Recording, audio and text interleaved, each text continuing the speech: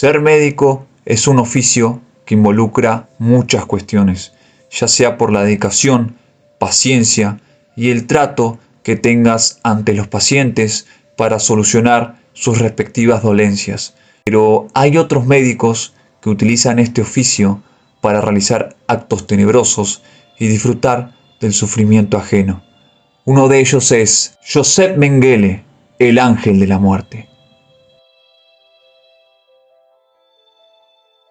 Josep Mengele fue un médico de formación y se unió al partido nazi y a la SS durante la Segunda Guerra Mundial.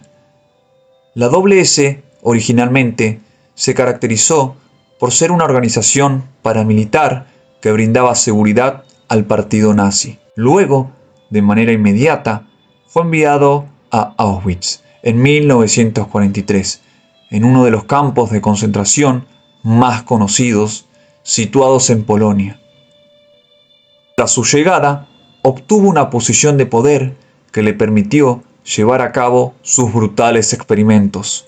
La lista de experimentos es casi inmensa, pero dentro de ella se destacan el experimento con gemelos, ya que Mengele prácticamente estaba obsesionado con los gemelos, realizando pruebas para estudiar las similitudes y diferencias genéticas.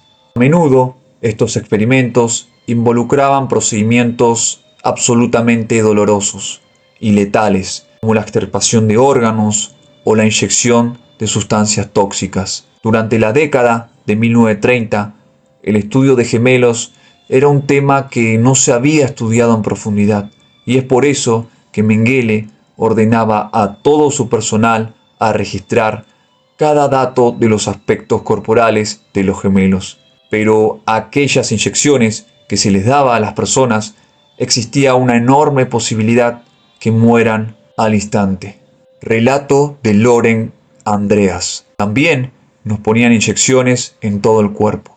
A consecuencia de esas inyecciones, mi hermana se enfermó. Se le hinchó el cuello como resultado de una infección grave. La enviaron al hospital y la operaron sin anestesia en condiciones primitivas. Las pruebas de resistencia al frío es otro método experimentado por el ángel de la muerte, sometiendo a los prisioneros a muy bajas temperaturas, cuyo objetivo era estudiar este efecto en el cuerpo humano y que claramente en muchas ocasiones les causaba la muerte. También realizaba investigaciones sobre enfermedades infecciosas, utilizando a prisioneros como sujetos de prueba. Mengele inoculó diversas enfermedades para observar la progresión y los efectos de estas infecciones, casi siempre sin anestesia. Todos estos experimentos, al escucharlo, son absolutamente detestables, loquísimos, pero Mengele y los científicos tenían un objetivo claro. No realizaban todo esto porque sí, sino que estaban implementando un tipo de medicina nueva, llamada medicina racial, la cual claramente consistía en experimentar y exterminar con el distinto. Y aquel distinto en ese entonces eran los judíos, los gitanos. Todos los experimentos se realizaban a los mencionados, es decir, nunca se podía realizar experimentos entre pares, ya que ellos se consideraban una raza superior y la raza inferior eran aquellos distintos étnicamente y que tenían mayor probabilidades a contraer enfermedades, deficiencias, tanto físicas como mentales, y que además también tenían mayor probabilidad de tener conductas indecentes o socialmente negativas. Es por eso que el anhelo de Mengele y todo su equipo de científicos consistía en claramente en hacer el mal al distinto, pero también en encontrar pruebas reales que confirmen que los judíos, gitanos, son inferiores genéticamente a ellos, a los nazis. Prácticamente tenían una obsesión por los mencionados, ya que la ideología nazi consideraba que eran subhumanos y una terrible amenaza para la raza alemana.